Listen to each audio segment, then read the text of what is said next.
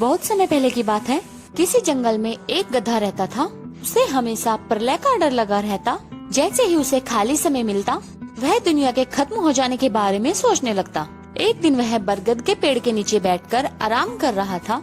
गधे ने सोचा, अगर धरती यहाँ से फट जाए तो मेरा क्या होगा। ऐसा सोचते सोचते वह सो गया। कुछ देर बाद एक जोर के धमाके की आवाज आई। गधा डर गया और चीखने लगा, भागो भागो, धरती फट रही है, अपनी जान बचाओ।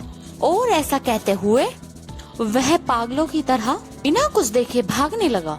उसे इस तरह भागते देख एक अन्य गधे ने पूछा, अरे क्या हुआ भाई, इस तरह क्यों भागे जा रहे हो। गधा चिल्लाते हुए बोला, अरे तुम भी भागो, अपनी जान बचाओ, धरती फट रही है। यह सुनकर दूसरा गधा भी डर गया और उसके साथ भागने लगा। गधे को भागता देख दूसरे जानवर भी डर गए। यह खबर फैलती चली गई और जल्दी ही सब जान गए कि धरती फट रही है।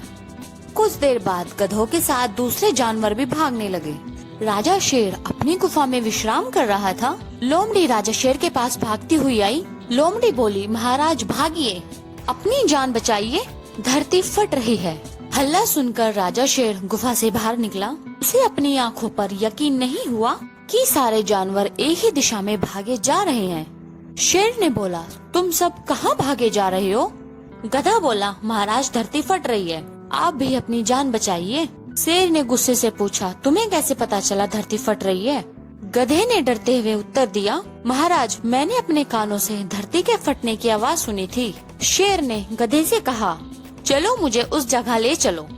गधा शेर को उस तरफ ले जाने लगा। बाकी जानवर भी उनके पीछे चल दिए। बरगद के पास पहुंचकर गधा बोला, महाराज मैं यहीं सो रहा था, तभी जोर से धरती फटने की आवाज आई।